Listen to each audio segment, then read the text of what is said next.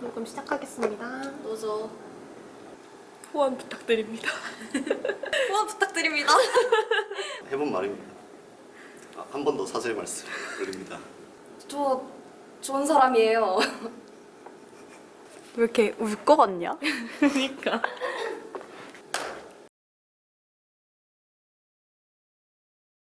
안녕하세요. 저는 한국어문학부 국어국문학 전공 20학번 이태경입니다.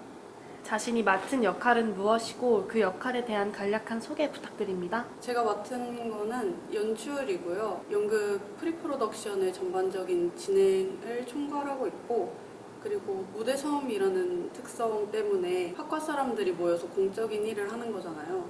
그래서 관계적인 측면에서는 사적인 감정이 발생하고, 일적인 측면에서는 공적인 감정이 발생해서 그 두 가지를 조율하는 것에 노력하고 있습니다. 6번째 연극인데 연출은 또 처음이시잖아요. 네. 되게 들어가기 전에 부담되거나 그러진 않았나요? 너무 왜냐면 연극 계속 할 때 이제 다른 사람들이 연출하는 거 보면서 나는 연출할 깜냥이 아니다 라고 해서 절대 연출은 하지 말아야지 라고 생각했었는데 이제 연출이 된 거잖아요. 이걸 내가 잘 할 수 있을까 하는 부담이 굉장히 컸습니다. 원고를 읽고 어떤 부분에서 매력을 느껴서 가지고 오게 되셨나요? 원고는 송미가 가져왔거든요. 그래서 송미가 가져와서 읽어봤는데 되게 느낌이 좋더라고요. 요즘 들어서 뭔가 젊은 세대들이 삶을 살아가는 거에 아픔을 느낀다라는 생각을 많이 했거든요. 저도 그렇고 제 주변도 그렇고. 근데 그게 뭔가 뚜렷한 이유가 있는 게 아니라 규정화된 세상에서 비롯된 무력감 때문이라고 생각을 했어요. 세상에는 이제 거짓말 같은 일들이 계속해서 일어나고 있고, 그거를 어떻게 손 써보기에는 우리 세대가 너무 무력하고, 그리고 한참이고 잘못돼가지고 어떻게 손 쓸 방법도 없고, 우리 세대들이 앞으로 남은 이 많은 삶을 살아가는데 아득하고 뭔가 막연하기 때문에 아픈 건 아닐까라고 생각을 했는데, 그런 측면에서 이 극이 우리 세대가 할 수 있는 이야기고, 그리고 특히 국문과인 우리가 잘 감각하고 있는 이야기이지 않을까 해서 선택했습니다.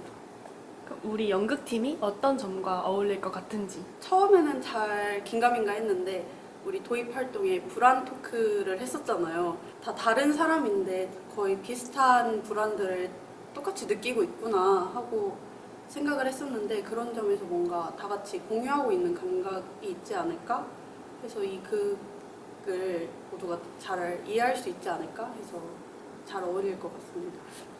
이번 공연은 과학적인 개념이 많이 들어가 있는 것 같아요. 특히 중력이라는 단어가 반복적으로 나오는데 이 연극에서 중력이 가지는 특별한 의미가 있을까요? 일단 제가 중력이라는 키워드를 되게 좋아하거든요. 영화에서 쓰일 때나 그럴 때도 되게 좋아하는데, 중력이라는 힘은 절대적인 힘이잖아요. 그래서 거스를 수 없고, 그래서 우리는 이 땅에 발붙이면서 살아가야 하고, 그리고 죽어서도 땅 밑에 묻히니까 벗어날 수 없는 존재인 거죠, 우리한테는. 그런 의미에서 그게 등장하는 인물들한테 중력의 의미가 다 다르긴 하겠지만, 제가 생각하기에 이 극에서 중력의 의미는 그럼에도 어쩔 수 없이 계속해서 살아가야 하는 삶, 그러한 존재들이라고 생각을 합니다. 연출가님이 추구하시는 연극의 방향이 있을까요? 처음에 송미랑 연극팀 꾸리기 전에 우리 행복 연극을 하자라고 했었거든요. 모든 팀원들이 조금 덜 상처받고 즐겁고 행복하게 할 수 있는 연극을 하고 싶다 해서 이 연극이 행복했다고 느끼면 좋을 것 같아요. 덜 상처받지 않는다. 덜 상처받지 않아. 덜 상처받지. 상처는 어쩔 수 없다. 그럼 지금까지는 모두가 행복한 것 같나요? 지금까지는 그렇지 않을까? 지금까지 천사교반이었습니다. 알겠습니다. 결국 모든 인물은 극의 초반에 나온 장면과 똑같이 끝나게 되는데요. 그럼 각자의 인물들이 연극에 나오는 일련의 상황들을 겪으면서 변화된 점이 있을까요? 그게 처음과 끝이 동일함으로써 뭔가 회귀의 의미를 갖는다고 생각하고요. 언뜻 보기에는 처음과 끝에 동일한 행동을 하니까 변화된 게 없다고 생각할 수도 있는데, 각각 인물마다 깨닫는 부분들이 있거든요. 근데 저는 이게 굉장히 큰 변화라고 생각을 해요. 우리 대사 중에 누워있는 사람은 엎어져 있는 사람하고는 차원이 다르다 라는 게 있는데 관성처럼 행하던 삶에서의 자신을 발견하는 것과 그렇지 못하는 것은 차원이 다르다라고 생각을 해서 예컨대 의사의 경우에는 반복되는 일상에서 벗어나서 뭔가 새로운 것을 탐구하게 될 수도 있을 텐데 우리의 실제 삶은 영화처럼 극적이지 못하잖아요. 우리 실제 삶은 그렇게 극적으로 변화할 수 없는 경우가 많으니까 뭔가 그런 내용이 우리에게 더 폭력적으로 느껴질 수도 있겠다라고 생각을 해서 뭔가 변화된 자신을 아는 것만으로도 저는 많은 변화가 있다고 생각을 합니다. 그럼 프로젝트 제로지를 보러 온 우주인들이 어떤 의미를 가져갔으면 좋겠나요?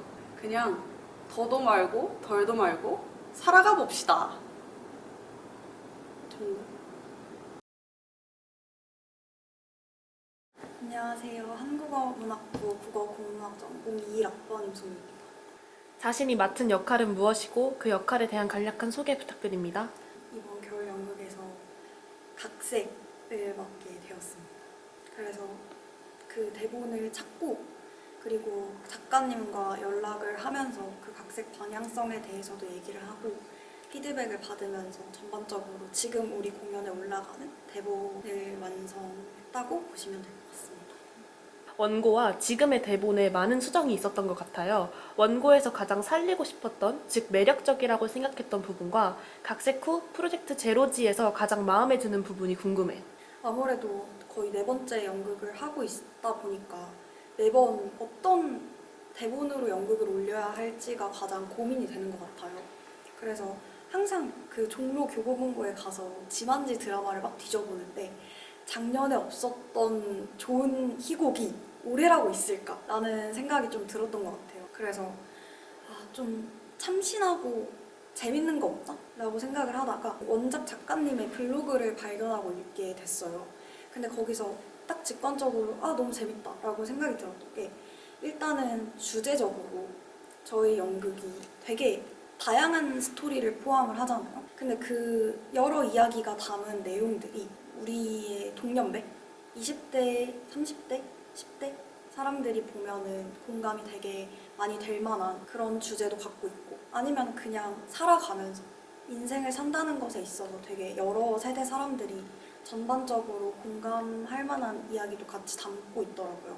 주제를 잘 전달할 수 있다면 되게 의미 있는 연극이 되겠다라고 생각했고 그리고 두 번째로는 이 제목에서도 드러나지만 형식이 좀 독특해요. 그 꼬리물기, 끝말잇기, 계속 달리기라는 형식이 실제로 그 각본 안에 들어있는 건데 그게 지루할 틈 없이 되게 재미있게 흥미롭게 이야기가 비춰질 수 있도록 만든다고 생각이 돼서 참 원곡에서 이런 부분들이 좋았다라고 생각했습니다. 그러면 지금 각색 후에 프로젝트 G에서 가장 마음에 드는 부분은 무엇인가요?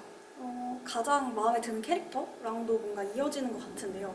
저희가 원래 원작 대본을 보시게 되면 거기에는 인물이 7명이 나와요. 극작가라는 인물을 포함해서 총 7명의 인물이 나오는데 그 극작가를 삭제하고 좀 지하인의 비중을 굉장히 많이 늘리게 됐거든요. 그러면서 다른 인물들은 스토리 라인이 어느 정도 원작과 일치를 하는데 지하인은 그 캐릭터의 목적과 주제성까지 완전히 제 마음에 들게 바꾸게 된 것 같아요. 그러면서 제 목소리, 제가 지금 느끼고 있는 것들을 제일 많이 담게 된 것 같아서 저는 그 부분이 마음에 든다기보다는 애정이 가는 것 같아요. 그렇다면 이번 대본에서는 6명의 매력적인 인물 중에서 지아인이 가장 마음에 드시는지 궁금해요. 사실 2명이라고 할 수 있는데 지아이는 진짜 말 그대로 제가 느끼고 있는 것들 딱 제가 지금 이제 4학년이 되고 학교 생활이 1년 남았고 어떻게 보면 사회에 들어가기 직전의 상황에 있는 거잖아요. 그러면서 점점 제 주변의 사람들과 상황이 달라지고 있는 게 느껴져요. 그냥 아무 생각 없이 되게 즐겁게 보내던 시간들이 있었는데 그때 초등학교에다, 중학교에다, 그리고 대학교 1학년에다가 점점 없어지잖아요. 흩어지고. 그래서 무언가를 자꾸 잃어버린 것만 같은 기분이 드는 거. 나를 아는 사람이 아무도 없어지는 것 같은 거. 그런 생각을 지하인 캐릭터에 많이 담게 돼서 어쩔 수 없이 애정이 가는 것 같고요. 그리고 두 번째로는 베타라는 친구도 애정이 되게 많이 가는데요. 원작에 대한 설명을 조금 해야 될 것 같은데 원작에서는 극작가가 중심으로 이 모든 이야기들을 묶어주는 캐릭터인데다가 극작가가 만들어낸 이야기예요. 알파, 베타, 의사, 환자 이런 이야기들이. 그래서 얘네가 다 이야기이기 때문에 조금 얼렁뚱땅? 실제 존재하는 사람인 것처럼 다층적이지 않더라도 그냥 얘네가 이야기 속의 인물들인 것만으로도 이미 충분히 매력적으로 보일 수 있는 캐릭터인데 이 이야기의 층위를 없애버리니까 실제로 이 캐릭터 하나하나가 되게 다양한 목적을 갖고 있고 다양한 이야기를 갖고 있는 인물인 것처럼 만드는 게 어려웠단 말이에요. 그래서 그 과정에서 또 조금 변형이 많이 생긴 캐릭터 중에 하나가 베타예요. 그리고 또 변형이 생기다 보니까 제 이야기가 들어왔겠죠? 근데 저는 그런 생각을 많이 하는 것 같아요. 그냥 존재하기가 되게 어렵다고 해야 하나? 사람은 태어나서 사는 건데 자꾸만 쓸모가 있어야 되는 것 같아요. 이 세상에서는. 그러다 보니까 저도 그 베타가 하는 말처럼 내가 산다는 게 무언가 더 큰 의미가 있지 않을까라는 생각을 하면서 사는데 사실은 없잖아요. 그게 날 너무 힘들게 만들고. 그래서 베타라는 인물과 저의 어떤 고민이 겹치는 지점이 있는 것 같아서 또 많이 공감이 갔던 것 같습니다. 저희 겨울 연극 처음에 진행했던 불안에 대한 이야기를 나누었잖아요. 각 작가님의 본인의 불안과 베타의 불안이 어느 정도 일치한다고 보시는 건지 그게 어떤 지점인지 궁금해요. 일단 저희가 처음 시작할 때 불안 토크를 했었고 유독 별난 불안핑들 중에 하나가 또 저였던 것 같아요. 그래서 전 그때 증명의 문제에 대해서 이야기를 했는데 산다는 게 나를 너무 증명해야 하는 일인 것 같다. 나 그냥 숨 쉬고 있는 것만으로 잘 사는 거 아닌가? 라는 얘기를 했었는데 그 베타라는 캐릭터도 그냥 살면 되는 건데 자꾸 내가 이 세상에 존재하는 이유를 알 수가 없으니까 내 존재의 의미를 이해하려고 계산식을 세우는 거라고 생각했어요. 그래서 거기서 이제 나온 대사가 알파랑 막 얘기를 하는데 이 모든 것을 하나씩 이해하다 보면 결국에는 이 존재한다는 게 더 큰 의미가 있다는 걸 이해할 수 있게 되지 않을까라는 질문을 하거든요. 그 부분에서 좀 제 생각이 많이 담겼던 것 같습니다. 각색가님이 각색하셨을 때 가졌던 생각과 동일하게 연습이 진행되었을까요? 원래 생각하셨던 인물의 캐릭터성이 변화되었거나 예상 외의 배우 캐스팅, 무대 구상 등에서 어려움을 겪었는지 궁금해요. 연습이 들어가면 권한이 넘어갔다고 생각하거든요.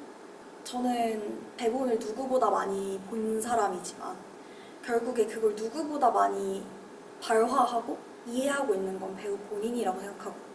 그래서 제가 이해한 캐릭터대로 연기하지 않더라도 혹은 연출이 이해한 캐릭터대로 연기하지 않더라도 그냥 자기가 그 대사를 뱉으면서 느끼고 이해하고 해석한 그게 제일 중요하다고 생각을 해서 그냥 하는 대로 하는 대로 네가 하는 게 제일 잘하는 거다 라는 생각으로 보고 있고요. 그보다는 처음에 각색을 하면서도 무조건 이건 블랙박스형 무대에서 해야 된다. 무조건 관객을 가운데다 앉혀야 된다 라고 생각을 했는데 그리고 우리 학교 복지관에 있는 3공연장을 염두에 두고 공연을 하자고 갖고 왔던 대본이에요. 근데 3공연장이 조명 문제로 인해서 지금 컨디션이 안 되게 되었으니까 사실 그게 가장 큰 걱정이긴 합니다. 좀 일방향적 무대에서도 이 대본의 의미가 잘 전달이 될까 하는 것이. 이번 공연의 대본은 주제만 놓고 보았을 때 어렵고 생소한 것 같아요. 다소 심오하고 과학적이고 철학적이기도 하니까요. 관객들이 이 메시지를 어떻게 이해하길 바라나요? 저는 중요하게 생각하는 게 어려울 수 있는 연극인데 그렇다고 해서 이걸 이해하지 못하는 관객을 버리진 않았으면 좋겠다. 그냥 그 부수적인 스토리로라도 그래도 재밌는 연극이었다 라고 느꼈으면 좋겠다고 생각을 했고 그럼에도 주제를 이해하면 좋으니까 좀 설명을 하자면 이 모든 인물들에게 중력이라는 것이 적용되게 하려고 했어요. 근데 이 중력이라는 게 실제로 물리적인 힘, 나를 벗어나지 못하게 묶어두는 힘일 수 있고 아니면 사람과 사람 사이에 운명처럼 이끌리는 힘이 중력이 될 수도 있는데 사람은 중력을 벗어나지 못하잖아요. 사람이 아니더라도 그냥 이 우주 안에 있는 어떤 어떤 생명체 혹은 무생물이라고 하더라도 그 중력이라는 법칙을 벗어나지 못해요. 근데 그 중력에서 벗어나지 못한다는 게 나를 이 지구에 발붙일 수 있게 하는 안전하면서도 날 자유롭지 못하게 하는 힘이니까 결국에 벗어날 수 없는 힘인 거잖아요. 그럼 나를 붙잡는 이 힘을 인정하면서도 어떻게 잘 살 수 있을까? 그게 가장 큰 주제인 것 같아요. 그래서 관객들이 어떤 큰 깨달음을 얻기를 바라는 건 아니고 나랑 비슷한 고민을 하고 있는 캐릭터가 있다면 그냥 그 캐릭터가 어떻게 이 중력을 인정하게 되는지를 중점적으로 좀 보면 의미 있는 연극이라고 이해하게 되지 않을까라고 기대를 해봅니다.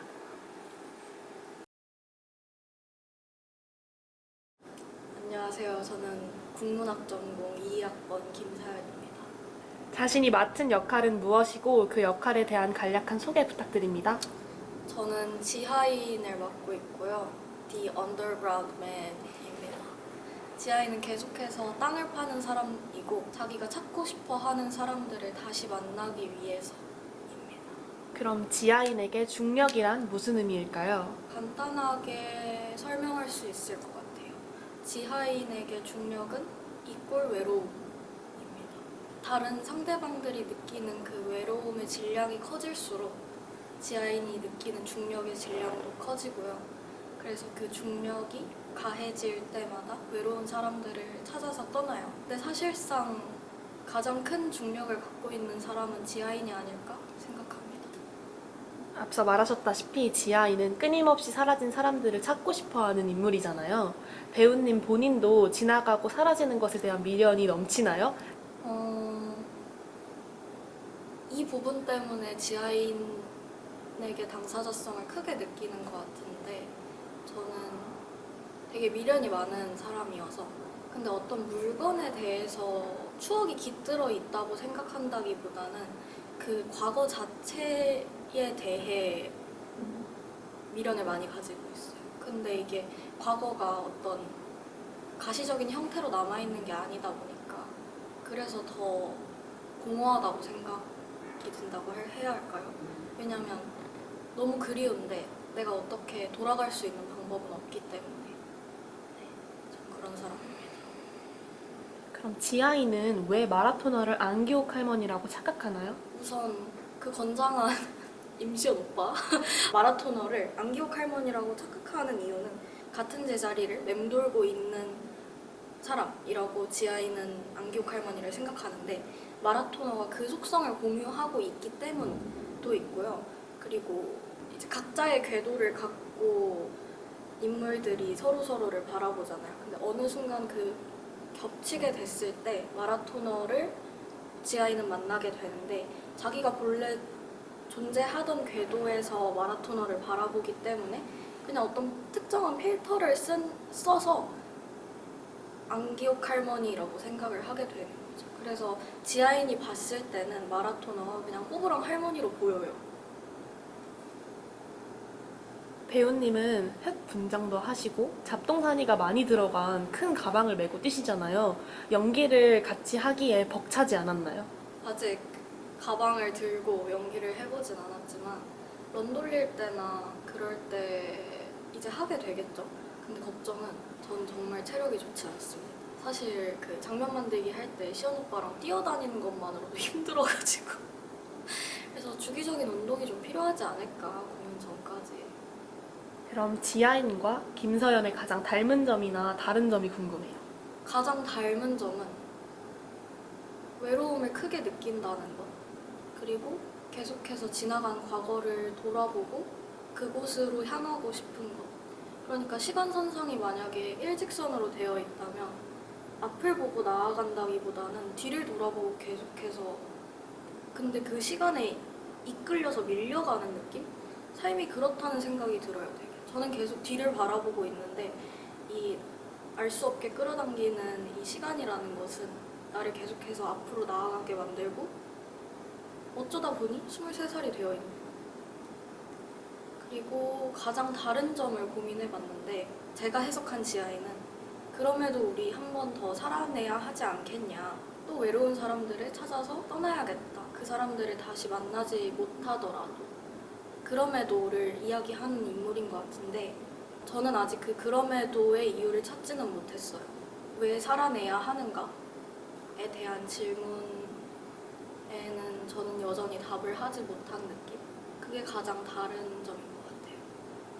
아까 지하인에게 중력이란 외로움이라고 하셨잖아요. 그럼 김서연 본인에게도 중력이 외로움으로 작용하나요? 그러니까 항상 막 외로움을 느끼는 상태인 건 아니고요. 어떤 다른 사람들과 함께 있을 때는 즐겁죠. 즐거운데 그 즐겁다는 감정이 혼자 있을 때는 크지 않아요. 되게 어떤 침대에 누워 있으면 땅 속으로 꺼지는 느낌을 받는다고 해야 되나?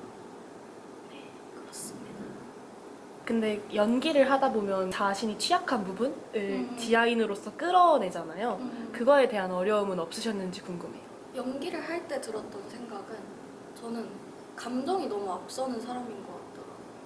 그리고 감정을 표현할 수 있는 방법이 되게 여러 가지가 있을 텐데 특히 왜인지 모르겠는데 소리 지르는 걸로 그러고 싶은 욕망이 큰 사람인 것 같은데 그렇게 표출되다 보니까 타인들이 봤을 때는 이 연기가 너무 과하게 느껴질 것 같아서 영상을 돌려보면서 자기 피드백을 많이 하려고 하고 있어요. 그럼 지하인이 느끼는 외로움을 말로 표현한다면 얼마만큼일까요? 존나 많이.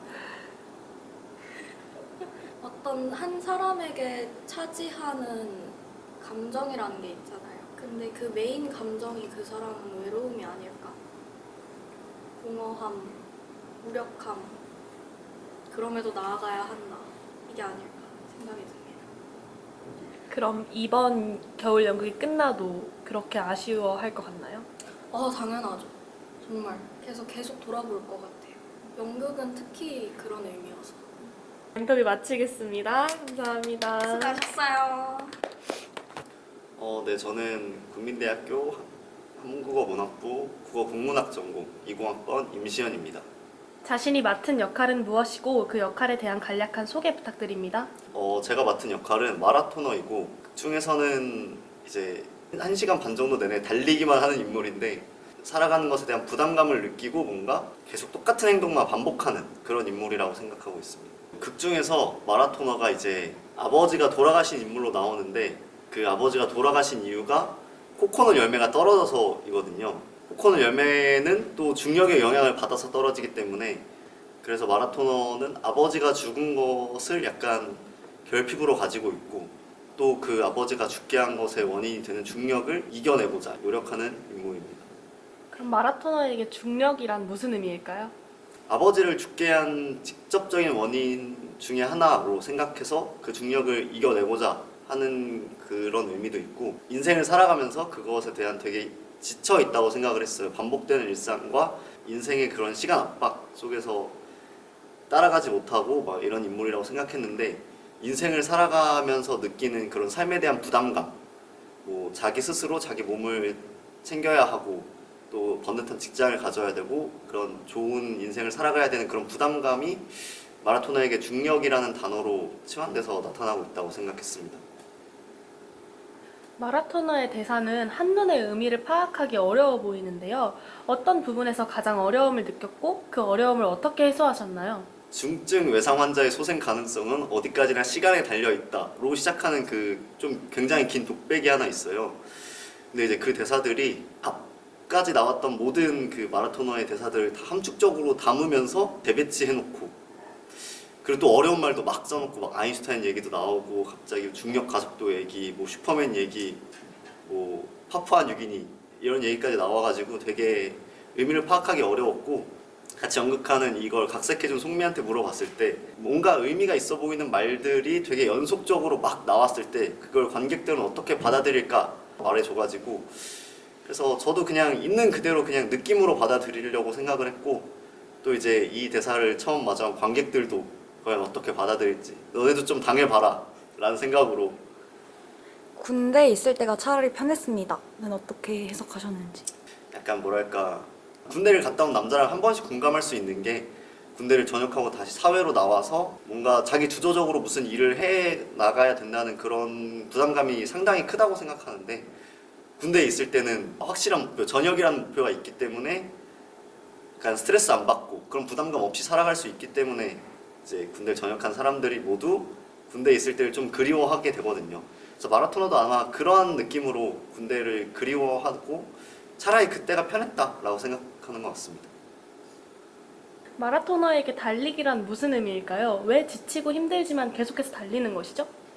달리기는 인생을 살아가는 것이라고 생각을 했는데 중력이 인생을 살아가는데 느끼는 그런 부담감들이라면은 그러한 중력을 계속해서 받으면서도 이겨나가는 행위가 달리기거든요.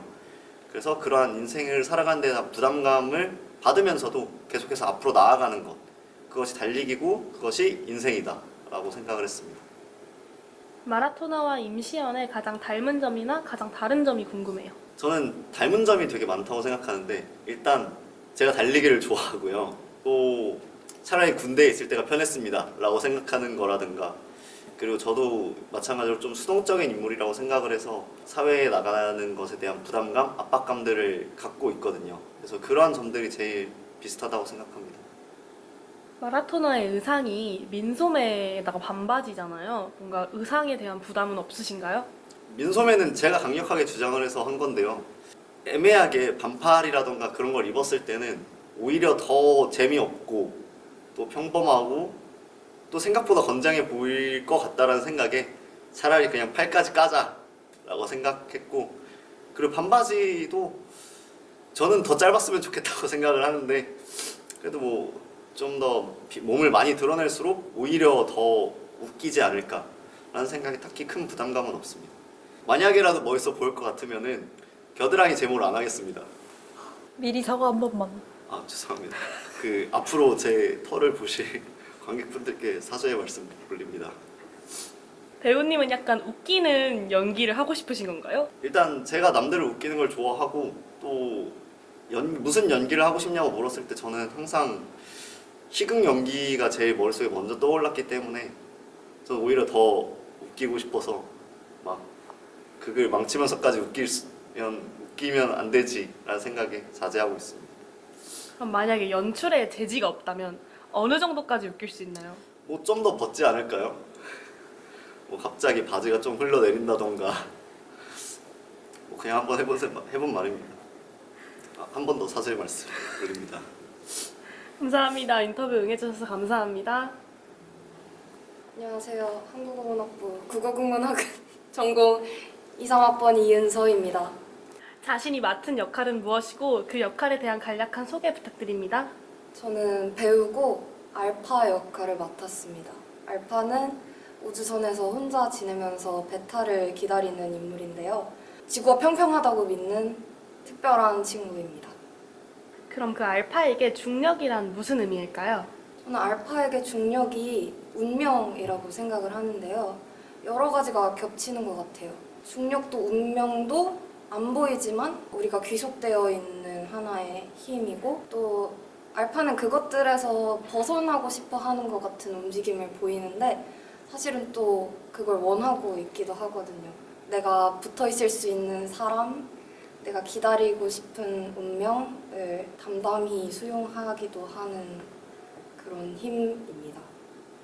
알파는 reptilian이지만 자신이 인간이고 싶어하는 인물이에요. 자기 자신을 부정하는 알파에게 베타는 어떤 존재인가요? 베타는 알파가 위협하고 부정하고 사용시키려고 하지만 사실 그렇게 기다려왔던 따뜻하고 평평한 사람 중에 하나예요. 그래서 싫다고 밀어내지만 사실은 너무 그리웠던 것 중에 하나가 아닐까 생각을 합니다. 그럼 베타를 만나고 난 뒤에 알파의 심정은 어땠을까요? 알파는 사실 무서웠죠. 뭔가 새로운 것, 거기다가 희한한 것을 만난 셈인데요. 그런 상황을 겪어보지 못하고 겪고 싶지 않았던 알파한테 무서운 좀 특별한 상황이지만 가면 갈수록 점점 사랑에 빠지는 그런 심정이 있습니다. 그럼 알파는 왜 자기 자신을 부정하나요?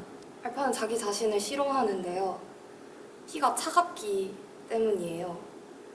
사실 다정함과 피가 차갑다는 다른 의미인데도 자신이 피가 차갑기 때문에 남들과 다르고 다른 사람들 또한 피가 차가우면 나에게 다정하지 않고 해를 끼칠 수 있다고 생각을 합니다.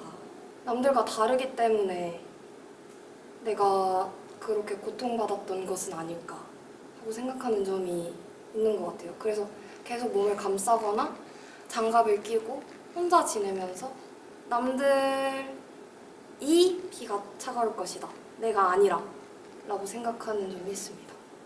배우님이 우리 전에 불안 토크를 하셨을 때 네. 배우님 본인도 겉으로 보여지는 걸 좀 숨기려고 한다고 들었던 것 같은데 그런 점이 뭔가 알파에게 공감이 갔나요? 공감이 가죠. 왜냐면 저도 안 보이는 우주복이나 안 보이는 장갑을 끼고 있는 거와 거의 비슷하다고 생각을 하는데요. 사실 저도 그걸 벗겨줄 사람을 기다리고 있습니다. 그럼 아직 이은서에게 베타는 없는 건가요? 저요? 그렇다 치죠? 그럼 베타인지 확실하지 않은 잠깐 베타를 알파는 왜 믿어보나요? 알파는 외롭기 때문입니다. 알파 캐릭터에 대한 이야기를 나눌 때도 했던 얘기인 것 같은데 사람이 외로우면 어떤 평소 해왔던 것과 다른 충동적인 선택을 하게 된다고 생각하는데 알파는 극 중에서 외롭고 다급하기 때문에 베타를 선택했고 잠깐 베타로 임명했다고 생각을 해요. 좀 알로매틱한가요? 알파와 이은서의 가장 닮은 점이나 가장 다른 점이 궁금해요. 가장 닮은 점은 아까 말씀해주신 것처럼 이렇게 살짝 숨긴다는 것도 있을 것 같고 저도 잘 기다리는 편입니다. 얌전히 기다리고 있어요. 가장 다른 점은 저는 reptilian이 아니고요. 좀 피가 따뜻합니다. 알겠습니다. 인터뷰 네. 마치겠습니다. 감사합니다. 감사합니다. 안녕하세요. 저는 한국어문학부 국어국문학 전공 이사학번 박예은입니다. 자신이 맡은 역할은 무엇인지 그리고 그 역할에 대한 간략한 소개 부탁드립니다. 제가 맡은 역할은 베타이고요. 베타라는 인물은 자기가 베타인지 모르는 인물이에요. 하지만 계속해서 알파라는 인물의 우주선 앞에 도착하게 되어서 그 이유가 무엇인지 찾아나가고 결국 자신이 진짜 베타가 되어주는 그런 인물입니다. 베타한테 중력이란 무슨 의미인지. 베타에게 중력이란 두 가지 의미가 있을 수 있는데요.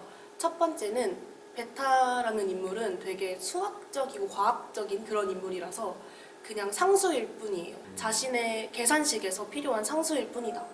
하지만 알파를 만나고 나서는 베타에게 중력이란 알파라고 볼 수 있는데요. 알파는 베타에게 다가온 변수였어요. 한 번도 접해보지 못한 인물이니까 변수였는데 이제 알파를 변수로 놓으면 모든 게 다 꼬여버리는 거예요. 결국 알파는 베타 자신에게 변수가 아닌 상수구나, 즉 중력이다 라고 생각하면 될 수 있을 것 같습니다. 그리고 베타는 끊임없이 이제 수첩에 계산식을 세우는 인물로 등장을 해요.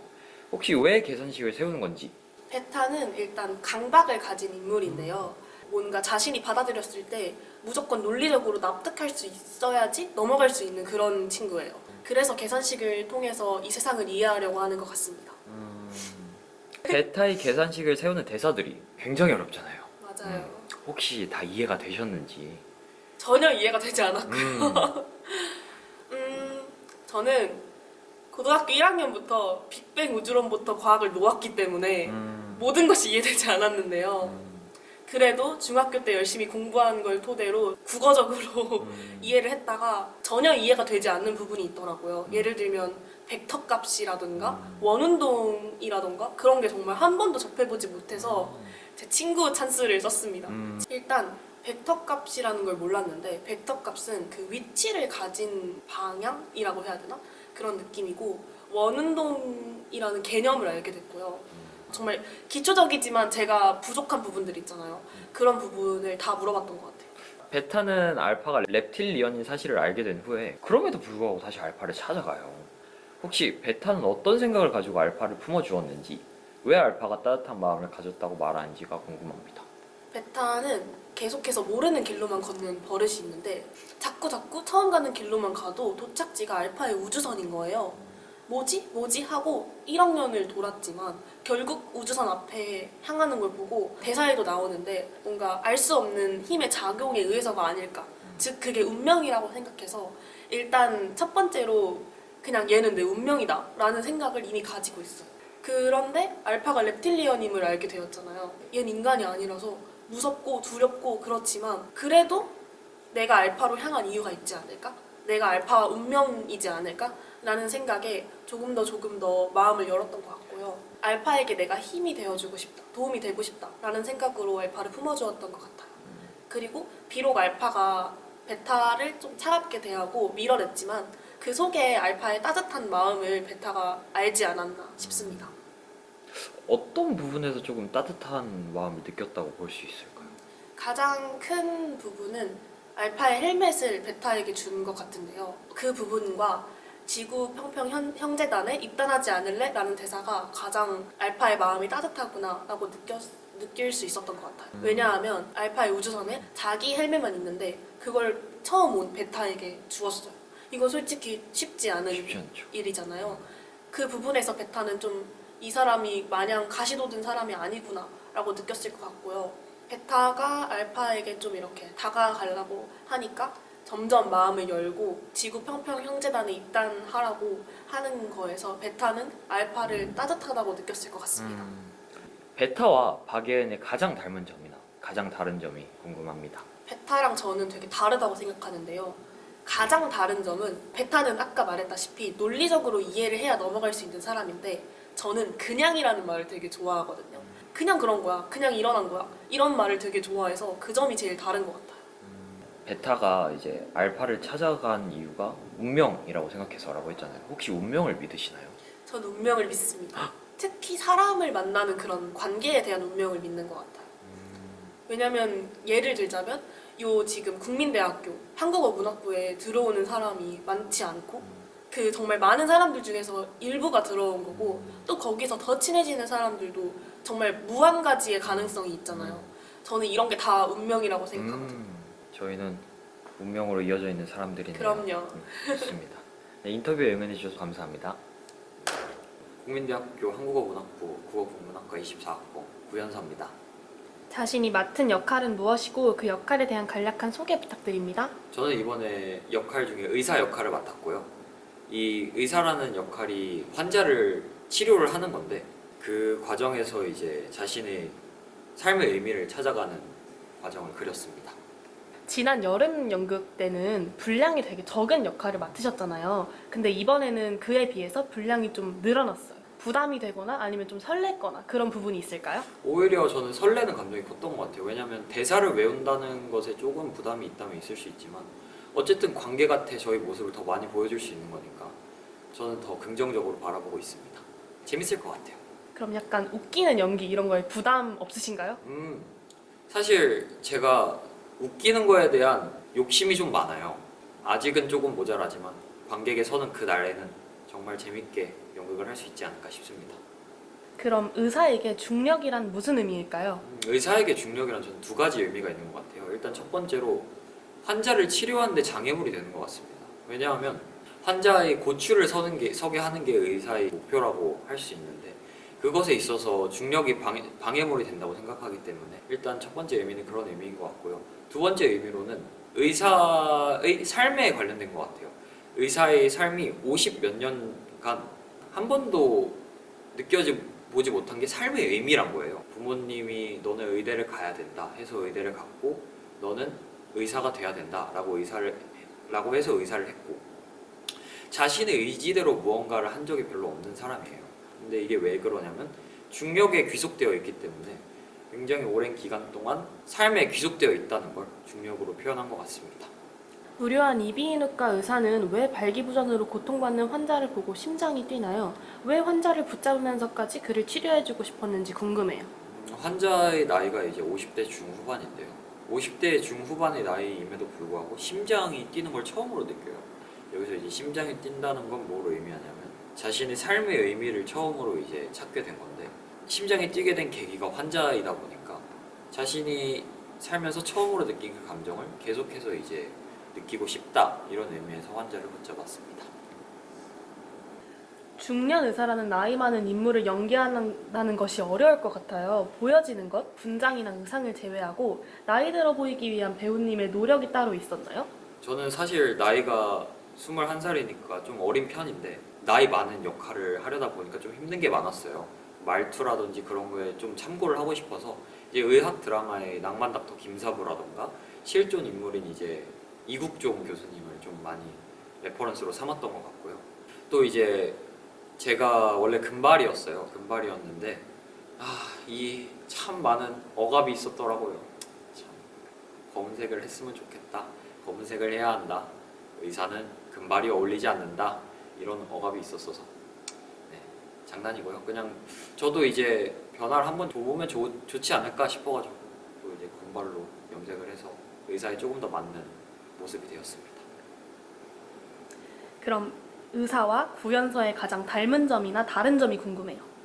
저는 의사와 저는 아예 정반대로 생각을 해요. 저는 아까 얘기했다시피 의사는 50 몇 년의 세월 동안 굉장히 규칙적이고 사회에서 벗어나지 않는 삶을 살았는데 저는 제가 하고 싶은 걸 무조건 해야 되는 사람이었어가지고 그런 부분에서 의사를 좀 이해하기 힘들었지만 그렇게 오히려 의사의 고충을 잘 이해할 수 있다고 생각해요.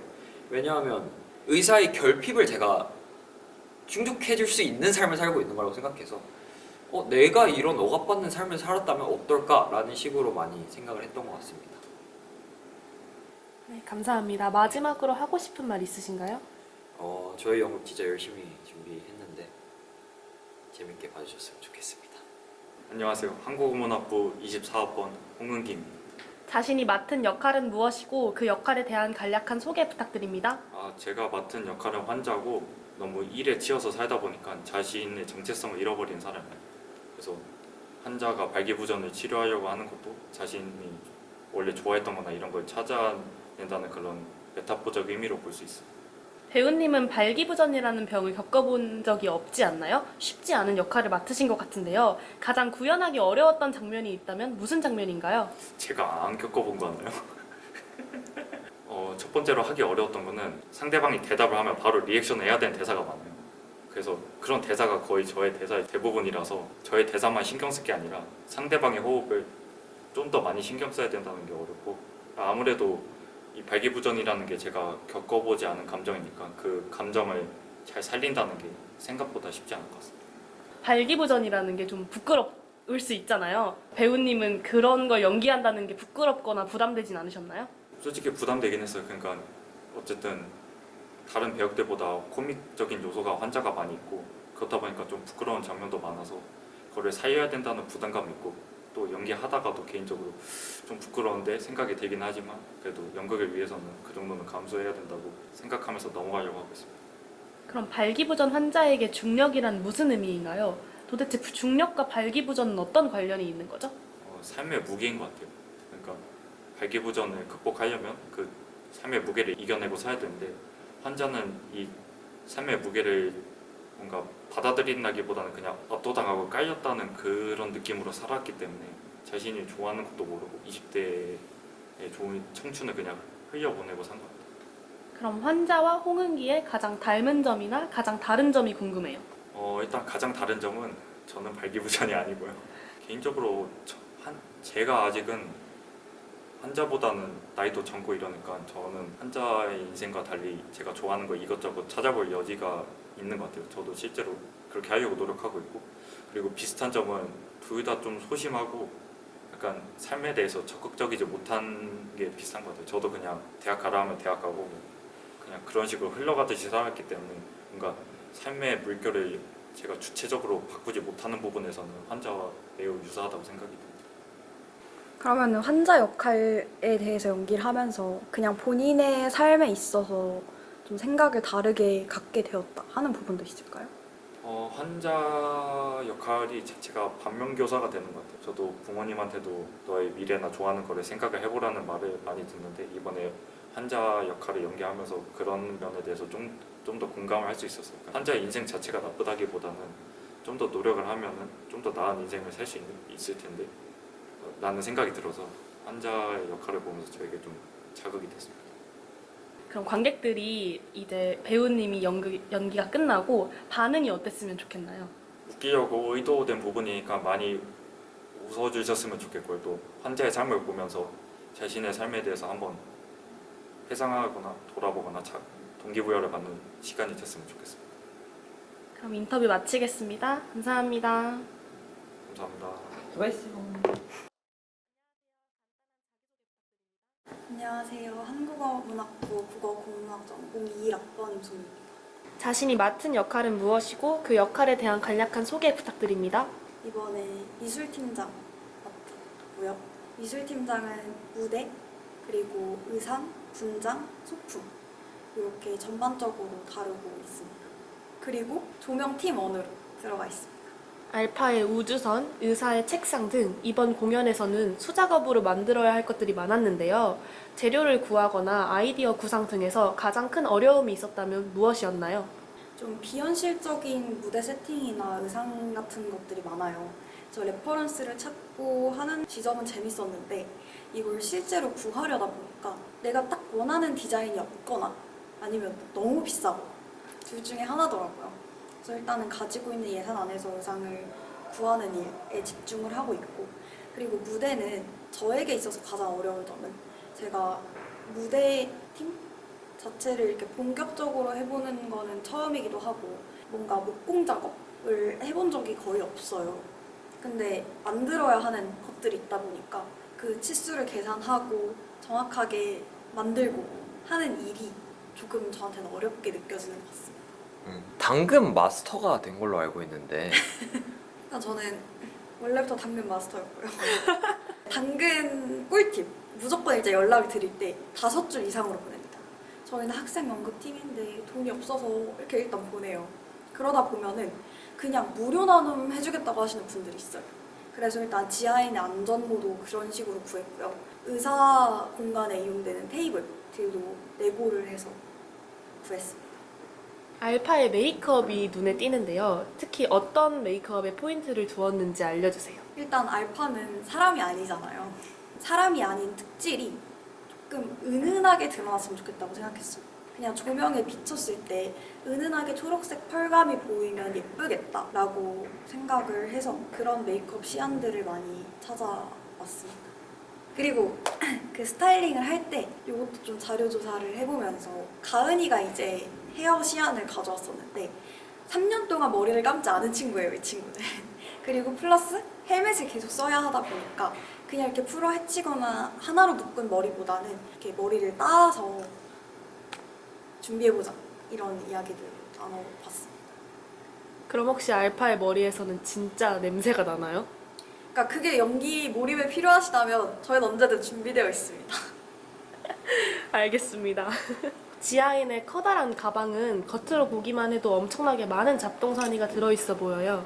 관객이 미처 보지 못한 물건이 있다면 무엇이고 각 물건마다의 의미가 있을까요? 그 대보 분석을 저희끼리 척하면서 아 그럼 이 부분에서 지하인이 가방에서 이런 걸 꺼내면 어때? 하면서 사실은 원래 그 안에 되게 가벼운 걸로 채워서 그냥 빵빵하게 만들 생각이었는데 실제로 안에 들어가는 게 많아진 거예요. 예를 들어서 그냥 극 진행에 사용하는 수통이나 뭐 캠핑 의자 같은 것들, 그 외에도 그 가방 바깥에 얘가 땅을 팔 때 쓰는 모종삽, 다른 사람들의 주파수를 잡기 위해 쓰는 무전기, 사람을 찾기 위해 쓰는 서치라이트 같은 것들을 좀 달아주자라고 일단 이야기를 하고 있습니다. 처음에 이번 연극의 무대를 블랙박스 형태로 기획하셨는데 예상치 못한 문제로 인해 아쉽게 변경하게 되었잖아요. 원래 의도는 무엇이었고 바뀐 무대의 형태는 어떤가요? 잠깐 울어도 되나요? 일단은 원래 블랙박스 형태에서 하자고 했던 게 저는 원형 무대였으면 좋겠다고 생각했어요. 우리가 이야기 자체도 어느 지점이 시작점이라고 생각했는데 끝나고 보면은 다시 시작점으로 돌아와 있는 원형 구조를 띠고 있기도 하고, 그리고 마라톤의 서킷이라던가 그 각 인물들이 속해 있는 공간의 궤도, 그런 공간성 같은 것들이 다 원형 구조를 띠고 있으니까 무대 자체도 원형으로 구상을 하고 그 안에 관객들을 원형으로 앉히고 마라토너를 계속 뛰게 만들어서 그 인물들의 궤도 안에 속해 있는 것처럼 느끼게 만들어 보고 싶기도 했고, 그리고 다양한 각도에서 시선을 어디에 두느냐에 따라서 다방면으로 볼 수 있는 그런 무대를 만들고 싶었는데 어쨌든 그게 안 되고 좀 더 큰 프로시니엄 공연장에서 객석을 살짝 변형을 줘서 만들게 될 것 같은데 좋은 점이 있다면 아무래도 원형 구조에서는 어떻게 인물을 세우든 간에 누군가는 시야 방해가 생길 수밖에 없어요. 근데 1공연장에 가서 그걸 완전히 해결한 건 아니지만 어느 정도는 시야 확보가 조금 더 쉬워졌다는 점, 그리고 조명이 잘 된다, 이 정도 있는 것 같습니다. 눈이 커서 그런지 눈물이 굉장히 잘 보이시네요. 아 진짜 아니에요. 많이 아쉬우시겠어요. 너무 아쉽죠, 진짜. 관객석 뒤로 마라토너의 서킷이 있다는 게 매력적이었잖아요. 특별한 의미가 있었을까요? 마라토너가 뛰고 있다는 그 물질성, 그게 관객한테 실제로 오감으로 느껴진다는 거, 그게 너무 중요하다고 생각을 했어요. 여러 인물의 궤도가 합쳐지면서 실제로 시간을 되돌리게 되는 장면, 그게 하이라이트라고 생각했는데 마라토너가 계속 달리면서 그 궤도가 있다는 걸 확인시켜주는 것도 중요하다고 생각을 했고, 그리고 우리 그 컨셉 자체가 여러 궤도의 인물들이 있는데 이게 서로 물리적으로 간섭하지 못해도 중력에 의해서 소리로 간섭을 받고 있잖아요. 그래서 그 마라토너의 뛰는 소리에 간섭을 받는 그런 느낌? 그야말로 아까 얘기했던 것처럼 관객이 진짜로 그 궤도, 그 중력 안에 속해 있는 것처럼 느끼게 하기에 마라토너가 계속 뛰는 게 좀 중요하다는 생각을 했던 것 같습니다. 다른 거를 좀 준비한 걸로 알고 있는데 궤도의 속함을 느끼기 위해서 이거 아직 공표하진 않았는데 이제 저희끼리 잠깐 얘기를 할 때 하나 냈던 아이디어로 돌사탕을 준비하자. 그 생김새도 되게 범상치 않거든요. 약간 먹어도 될까 싶게 생겼잖아요. 근데 그 돌사탕을 관객한테 하나씩 나눠줘요. 그러면서 이걸 먹으면 당신이 살고 있는 궤도를 초월해서 여러 인물들의 궤도 속으로 들어갈 수 있습니다 라고 하는 거죠. 될지는 모르겠어요. 근데 그렇게 하면 좀 재밌지 않을까 생각을 하고 있습니다. 혹시 좀 눈에 까신 사람이 오면 돌사탕이 아니라 진짜 돌을 줄 수도 있는 건가요? 바로 그냥 이 다 나가는 거죠. 넌 이 궤도 들어오지 마라. 알겠습니다. 메트로놈이 가지는 의미가 큰 것 같아요. 메트로놈이 가진 의미나 역할이 있을까요? 아까 얘기했다시피 우리 연극에서는 그 궤도와 궤도 사이에 물리적인 간섭은 불가능한데 중력에 의한 소리의 간섭은 가능해요. 그러니까 어떻게 보면 메트로놈은 째깍째깍 소리를 계속 내고 있잖아요. 이 전 우주적 공간에 자기의 소리를 발산하고 있는 거죠. 그런 의미에서 이 궤도 연극을 하나로 묶어준다는 의미도 있고, 그냥 마라토너의 공간에서만 봤을 때는 마라토너를 쫓아가는 시간의 소리를 표현하고, 그리고 의사 환자의 부분에서는 뛰고 있는 심장의 소리를 표현하고 있다고 생각을 했어요. 원래는 마라토너가 터치다운을 하는 용도이지만 초월성을 갖고 있는 것처럼 보이게 만들고 싶다, 일단 이런 생각을 하고 있습니다. 지하인의 헤드라이트와 서치라이트는 조명을 대신하는 역할을 하나요? 두 가지의 물건을 지하인에게만 부여한 이유가 궁금해요. 우선은 지하인이 속해 있는 공간성을 좀 살리고 싶었어요. 거기는 지하 땅굴이니까 빛이 하나도 없을 거 아니에요? 그래서 지하인이 등장하는 장면에서는 핀 조명을 사용하고 그 외에 워시라이트, 그러니까 밝혀주는 빛은 사용하지 말자라는 이야기를 컨셉 회의 때 우선 했었고요. 마라토너와 지하인이 함께 합을 맞추는 장면이 있는데 그 친구를 위해서 할당되어 있는 조명이 없어요. 왜냐면 우리가 사용할 수 있는 조명 개수에도 제한이 있으니까. 근데 보여주긴 해야 되잖아요. 그랬을 때 어떤 방법을 활용할 수 있을까 생각을 하다가 이제 지하인이 사람을 찾기 위해 갖고 있던 서치라이트로 마라톤을 막 비추는 거예요. 그리고 결국엔 마라톤을 잃어버려. 이런 아이디어를 좀 적용해보면 어떨까라고 저희끼리 이야기를 막 하다가 나오게 된 것 같습니다. 알겠습니다. 감사합니다. 네, 저는 국어국문학 전공 2학번 김다인입니다. 자신이 맡은 역할은 무엇이고 그 역할에 대한 간략한 소개 부탁드립니다. 네, 저는 스태프, 그 중에서도 음향팀장을 맡았는데요. 무대에 나오는 모든 소리를 만들고 녹음하고 편집하는 역할입니다.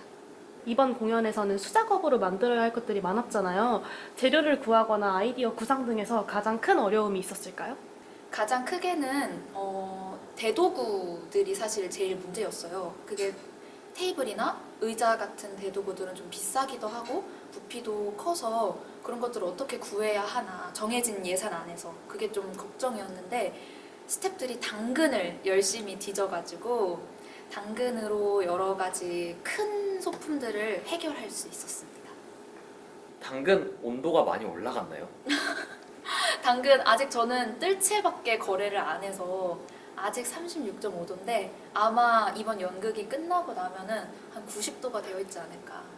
지하인의 커다란 가방은 겉으로 보기만 해도 엄청나게 많은 잡동사니가 들어가 있어 보이는데요. 관객이 미처 보지 못한 물건이 있다면 무엇이고 각 물건마다의 의미가 있을까요? 일단 관객들에게 보여지는 물건으로는 대표적으로 모종삽이나 그런 여러 가지 땅을 파는 데 필요한 도구들, 그리고 의자, 물 이런 것들이 있는데요. 이외에도 여러 가지 생존을 위한 물품들이 들어있을 것 같아요. 예를 들면 뭐 전투식량이라든지 또는 땅을 더 잘 파고 그것을 흙이나 돌을 골라내기 위한 호미라든지 그런 것들이 지하인들의 지하 생존에 꼭 필요한 물건들이기 때문에 그런 여러 가지 물건들이 들어있지 않을까 싶습니다. 처음에 이번 연극의 무대를 블랙박스 형태로 기획을 했는데 예상치 못한 문제로 인해 아쉽게 변경하게 되었잖아요. 원래의 의도는 무엇이었고 바뀐 무대의 형태는 어떤지, 지금의 변경된 무대가 가진 강점이나 더 나은 점이 있다면 무엇일까요? 저희가 원래는 이제 블랙박스 무대에서 객석을 원형으로 만들고 그 원형 객석들이 앉은 그 원형 자체가 마라토너의 서킷이 되는 그런 무대를 의도를 했었는데요.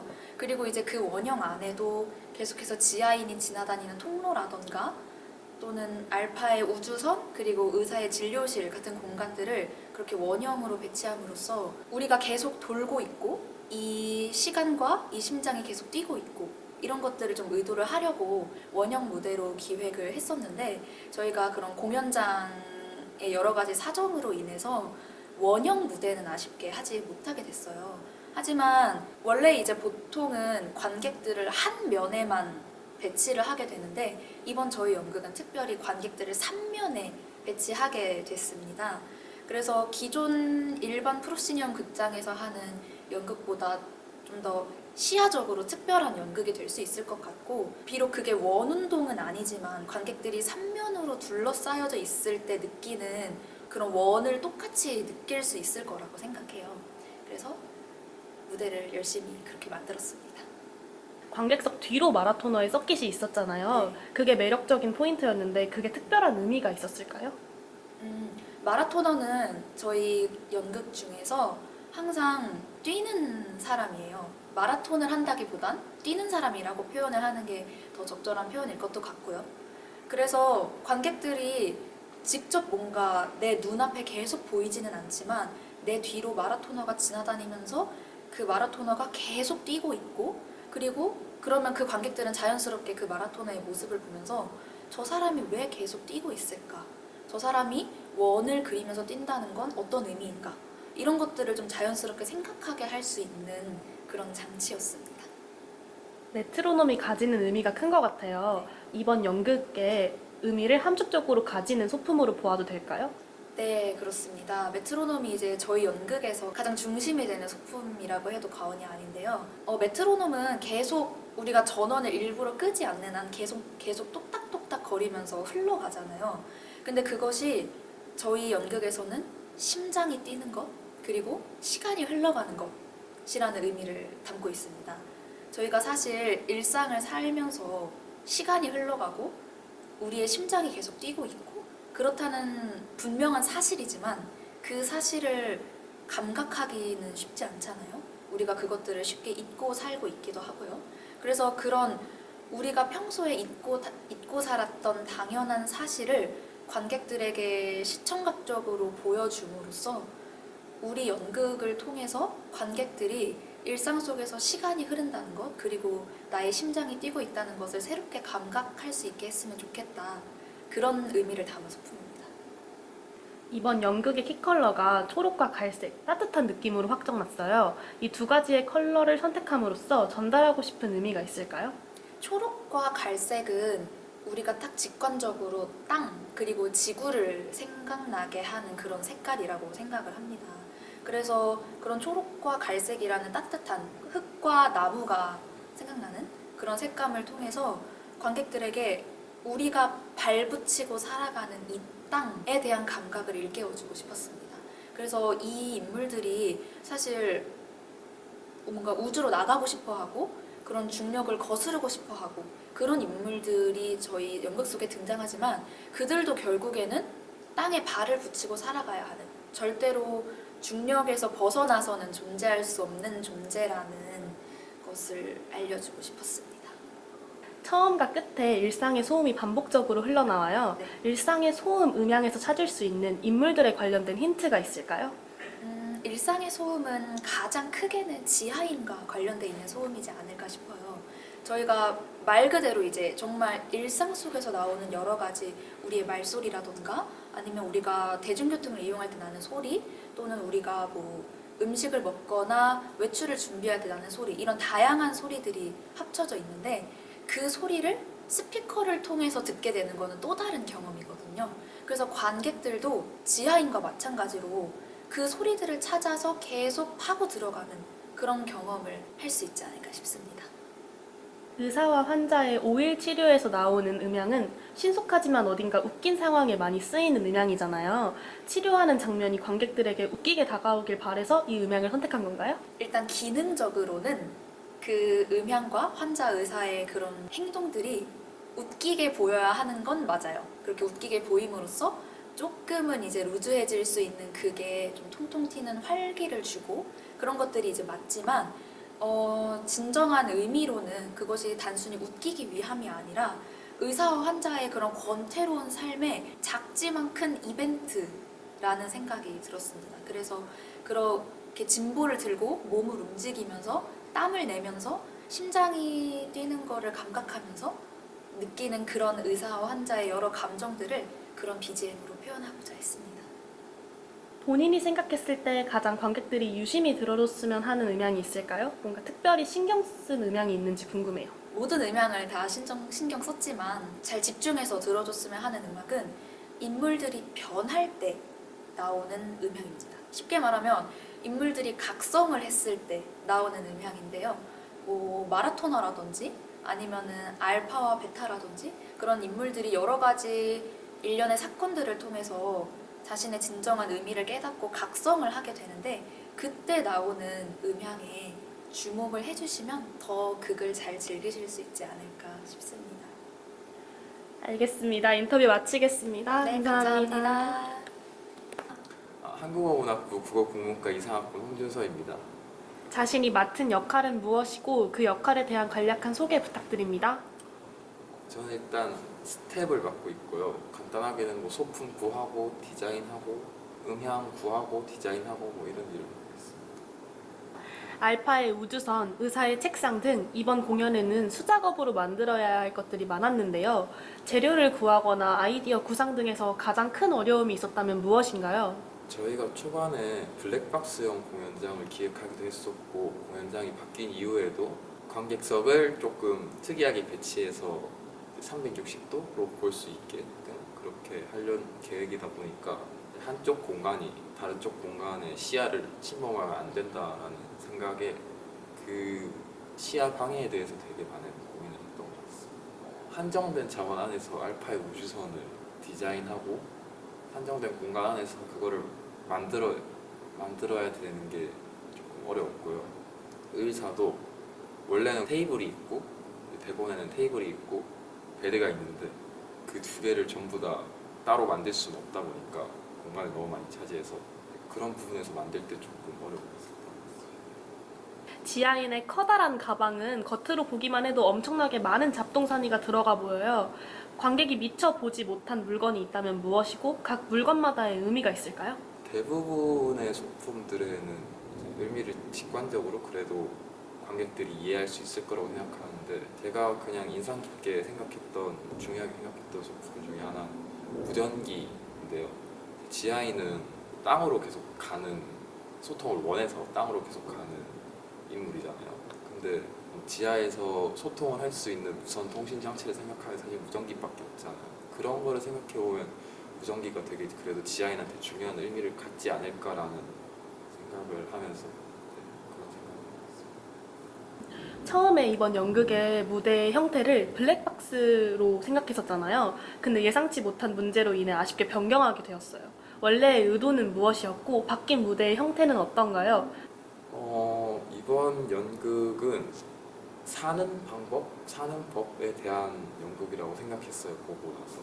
그리고 이제 그 인물들을 통해서 어떻게 사는 방법에 대한 거를 보여준다고 생각했는데 그 중에 이제 마라토너라는 인물이 관객들 뒤를 도는 그런 장면들을 연출을 해서 관객들이 극 안에 조금 더 들어가 있다 하는 느낌을 주고 싶었어서 블랙박스형 공연장을 기획했었는데 프로시니엄 공연장에서 하게 되었는데 원래 블랙박스 공연장에서 계획했던 원형의 틀에서 벗어나서 조금 더 자유로운 공연이 되지 않을까요? 의사와 환자의 5일 치료에 나오는 음향이 신속하지만 어딘가 웃긴 상황에 많이 쓰이는 음향 같은데요. 치료하는 장면이 관객들에게 웃기게 다가오길 바래서 이 음향을 선택한 건가요? 네. 의사랑 환자는 이 극에서 좀 가장 코미디적인 요소가 전면에 드러나 있는 인물들이라고 생각해서 좀 웃음을 유발하기 위한 음향 맞습니다. 앞서 질문과 이어서 본인이 생각했을 때 가장 관객들이 유심히 들어줬으면 하는 음향이 있을까요? 특별히 신경 쓴 음향이 있는지 궁금해요. 처음과 끝에 나오는 일상음 그것도 신경을 되게 많이 썼던 것 같고요. 의사와 환자에서 웃긴 부분들을 더 부각시켜줄 수 있는 그런 음향들도 신경을 썼던 것 같습니다. 일상의 소음에서 의미가 있을까요? 전달하고자 하는? 이게 너무 거시적으로 얘기하는 건지를 모르겠는데 일상이라는 게 사실 지루한 거긴 하지만 메트로놈처럼 일정하게 돌아가고 일정한 박자 속에 있는 그런 시간이긴 하지만 또 그런 시간이 없으면 특별한 시간도 의미가 없는 거잖아요. 그리고 또 처음과 끝을 담당하는 음향이기도 하고 그런 의미에서 좀 중요하게 생각했던 것 같습니다.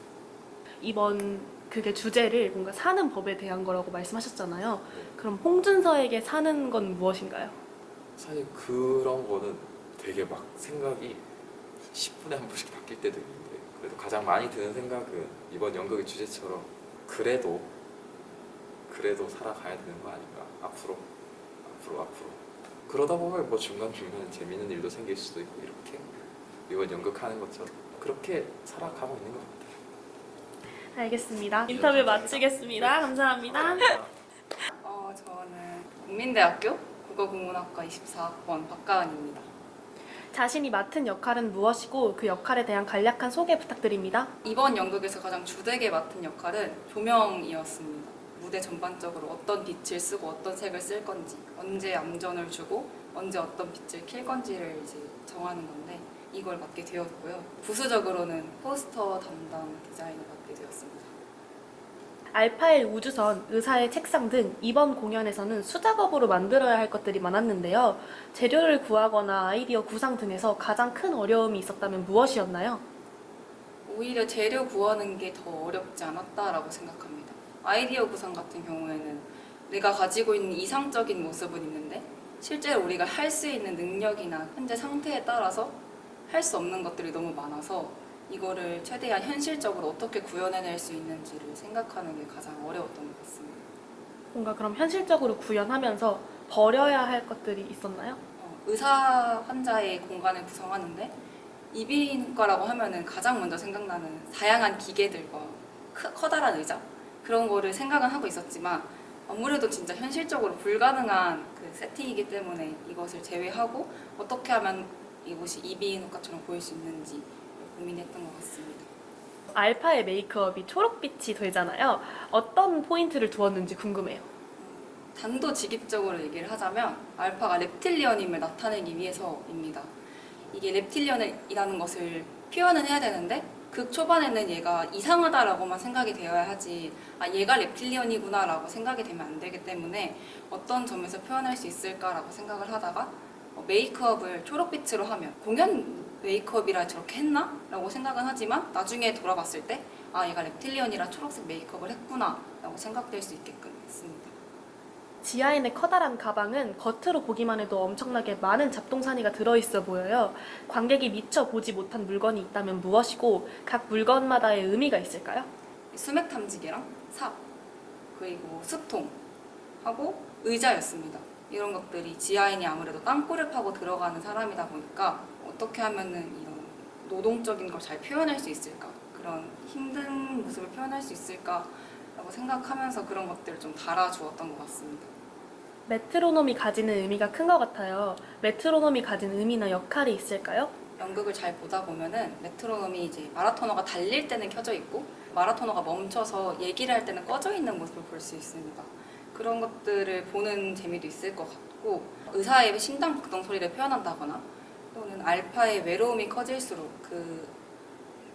이 바뀌는 각도가 달라진다거나 하는 것이 있기 때문에 그런 점에서 큰 의미를 갖는 것 같습니다. 무대 위에 있는 그런 소품 중에 가장 애정이 가는, 마음에 드는 그런 게 있을까요?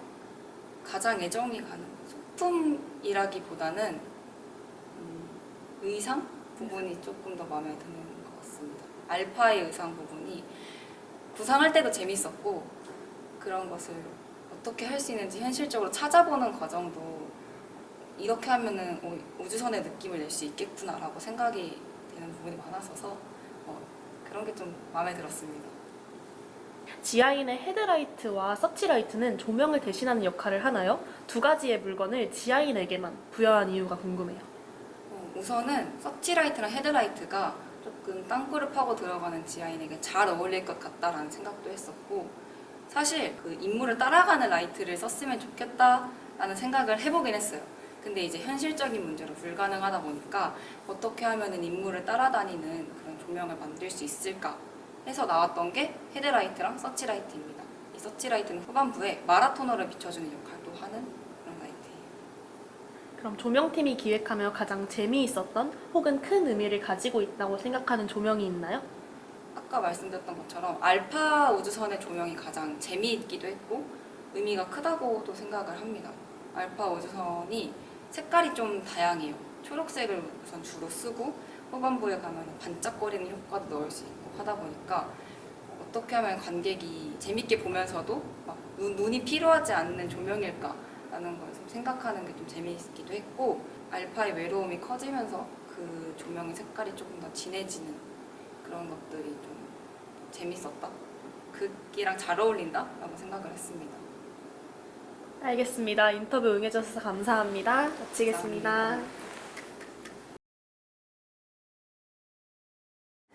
2025년 무대섬 겨울연극에 참여하게 된 계기가 무엇인가요? 지독한 소속감을 다시 느끼고 싶어서 연극에 참여했고요. 그리고 이제 졸업하면은 극단에 들어가지 않는 한 연극을 하기 어려우니까, 그래서 졸업 전에 라스트 댄스로 연극을 참여하게 됐습니다.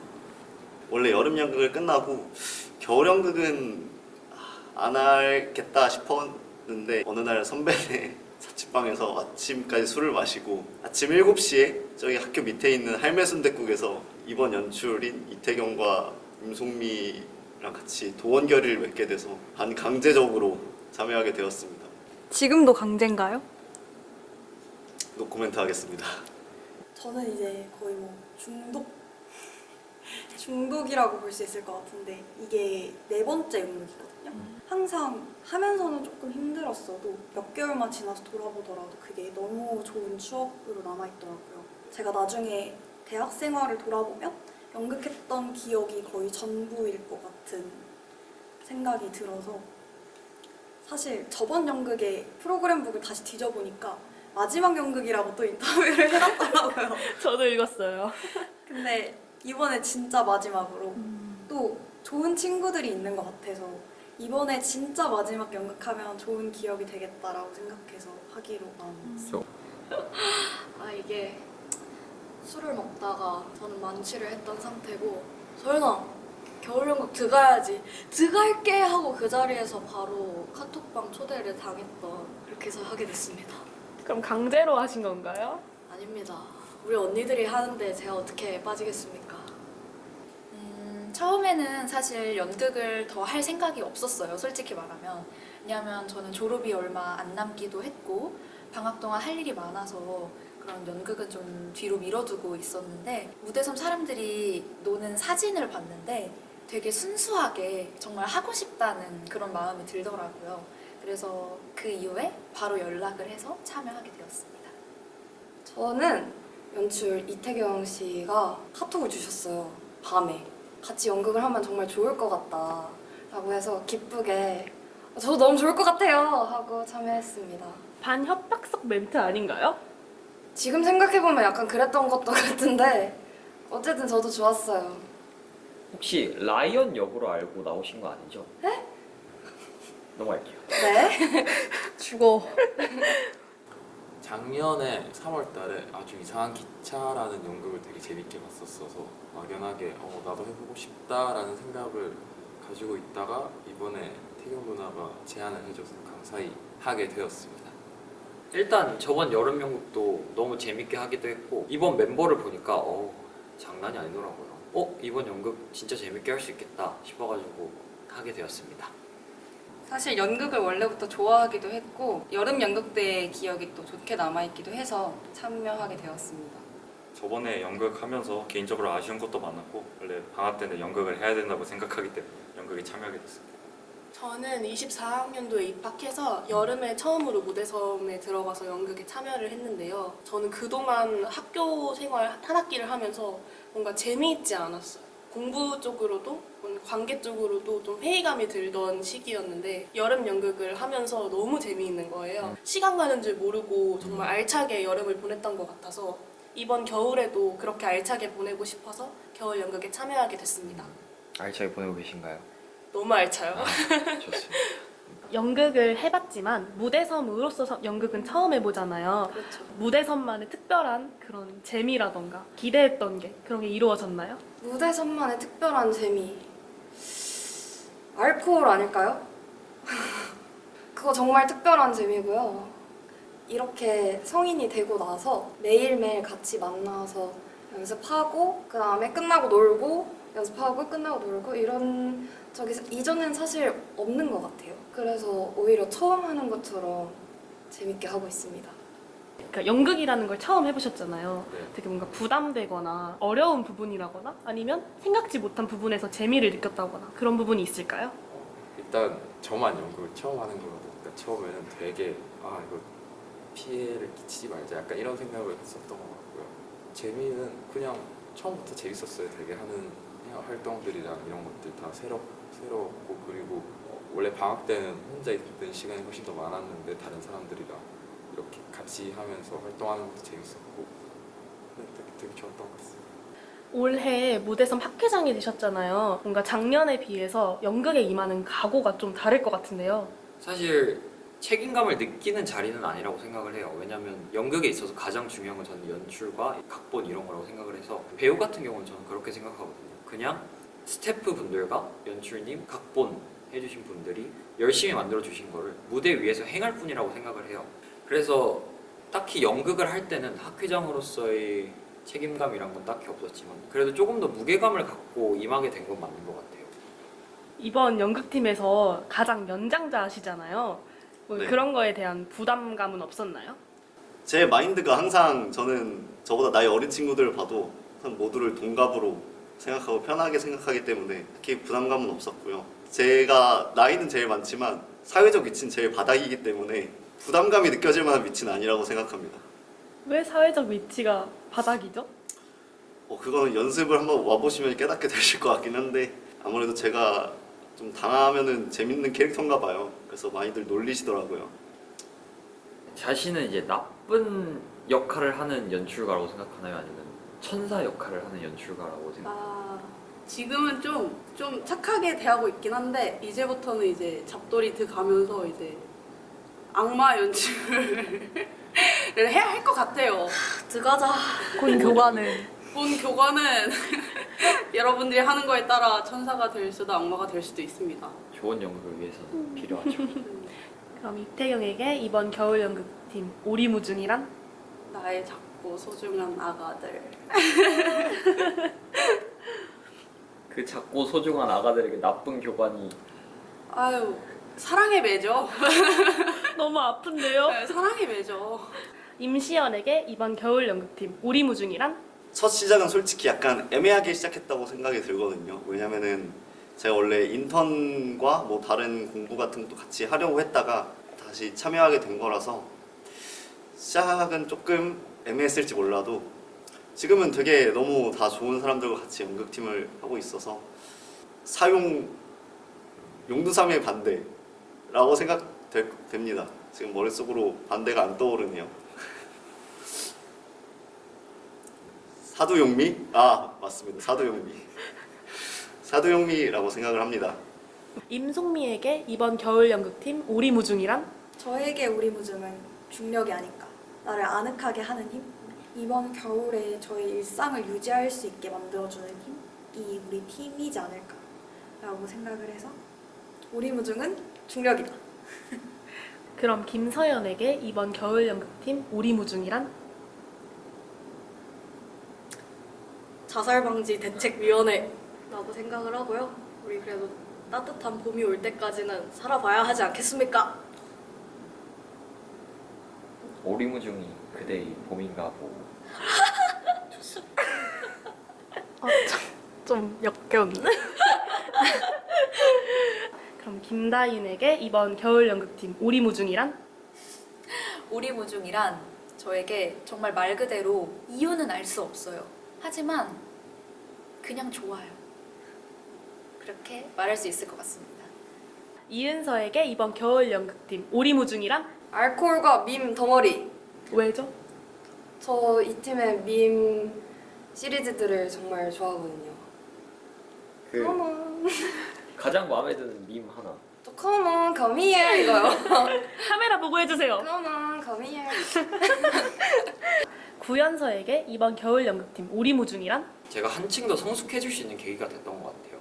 그리고 이번 팀 오리무중에 멤버들이 정말 너무 짱짱하고 훌륭해가지고 정말 좋습니다. 여러분 연극 꼭 재밌게 봐주세요. 박가은에게 이번 겨울 연극팀 오리무중이란?